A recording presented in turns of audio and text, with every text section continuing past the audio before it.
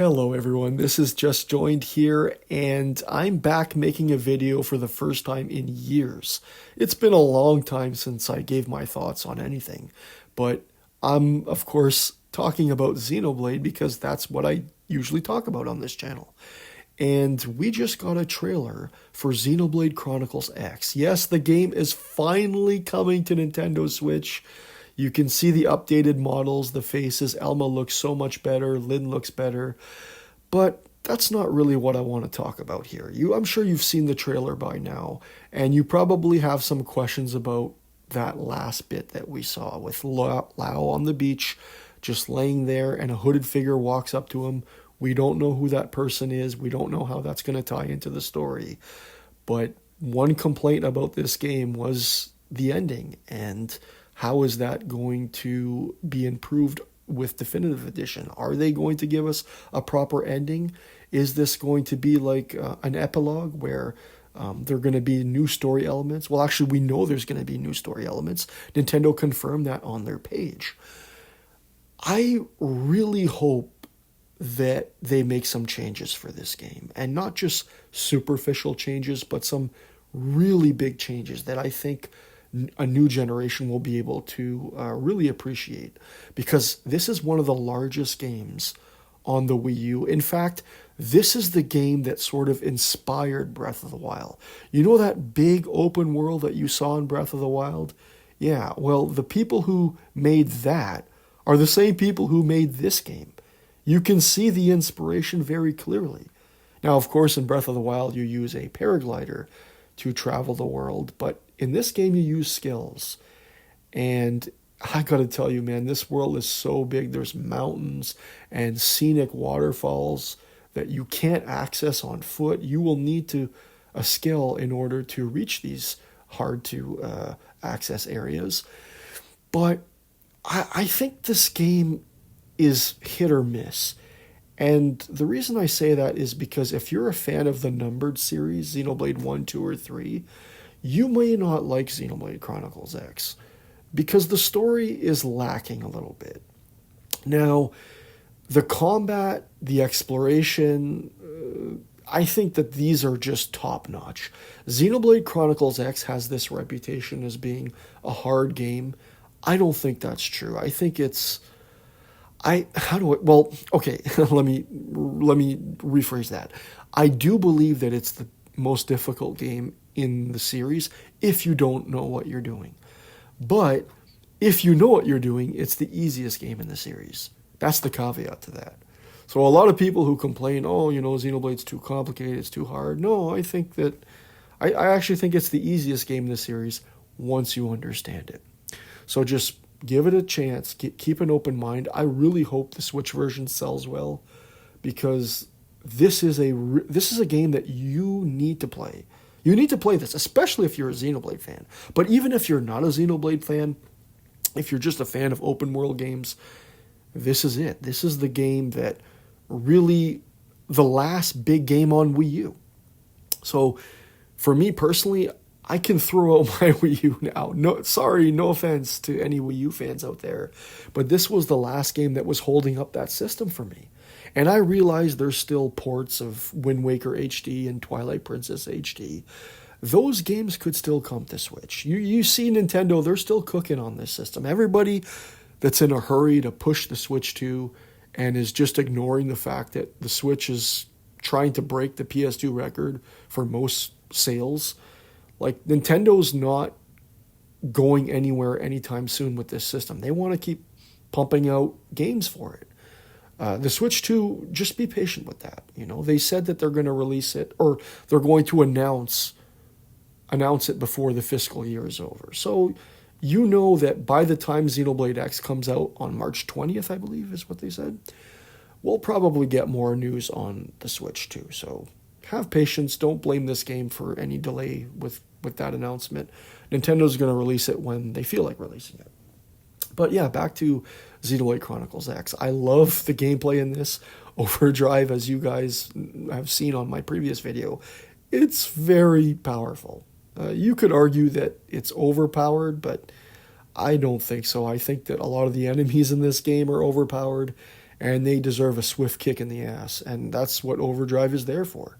You still need to prepare for certain enemies. You still need to grind and make sure that your Overdrive is capable of finishing these enemies, right? You don't just want to go in blindly into a fight and get overwhelmed. So there's still some strategy there. Soul voices before you get Overdrive. This is a mechanic early in the game that you'll be relying on. Think of soul voices as basically like a system of buffs and debuffs that you can set on the enemy. It also allows you to heal. And then you have soul challenges, which you have to, push the B button, similar to the original Xenoblade Chronicles. And when you push that B button, your morale will go up. And the higher your morale, the more TP you get back, and the more healing you get, and the more soul voice chances you get. So I really like the combat system in this game. What else? I would like to see some changes, though. I do think that Xenoblade X struggled with a couple of things. Like the online wasn't very good, and maybe the online, the playtest thing that Nintendo's doing will be related to that. Maybe they'll fix it. Maybe you'll be able to play with players in the campaign. I hope so. I hope that it's not just avatars that you can scout like it was on the Wii U version. You can actually have your friends join you in story missions. I don't think they're going to do that, but that's something I'm holding out some hope for, or just improve the online in general.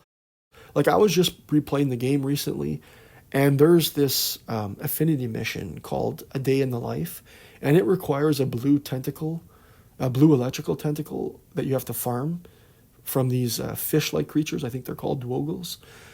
And I must have killed at least 30 of these fuckers before they dropped the blue electrical tentacle. And I don't know, man, like, when you could go online and just use reward tickets to buy it, that was so much easier. But that's something I never really thought about until the servers went offline. And man, and keep in mind, like, I'm not a beginner here. I'm someone who knows, like, you have to target the right appendages to have the materials drop. So even for someone like me, that I wasted so much time hunting for this material, that kind of speaks volumes to how broken the original game was. Like, they really relied on the online system with reward tickets. But without that, I feel really sorry for anyone who plays this game and tries to get some of these materials. It's going to be a pain. So that would be one thing I would like to change. Also, just the affinity quests in general. How you're sort of locked into them, once you start them, and you can't continue with the story. So those are kind of issues that I think Nintendo could fix. One thing I don't think they could fix, though, would be like the relationship between the characters. That's one thing that always kind of bothered me. How every character has their side crew, and they all have connections with your avatar, but they don't have connections with each other. For example, Alexa she works for the Outfitters division within Blade, and so does Lynn. And they're both really passionate about skills, but they don't have a connection with each other. Instead, their connection is with you and other characters that they built relationships with. But you would think that they would have a relationship or a connection together, but they don't. And so, yeah, it's very segmented like that, this game. And I don't think that they can fix that in this, just because they would have to, like, create all new cutscenes and for that. But that was one of the bigger frustrations that I had. I think that it's hard to level up affinity in this game. Well, I say hard. Once you get to the post game, I'm sure you know that there's little missions that you can do at the terminal that can easily raise your affinity. But I'm not going to spoil it, but some characters are harder to raise than others because for story-related purposes. We won't get into that. What else? Yeah, I'm just really excited for this game. I was thinking about selling my copy of Xenoblade Chronicles X for the Wii U just because, now that it's offline, it's almost like unplayable, I would say. I also don't like the fact that they got that offline message in the top left corner. That's kind of annoying.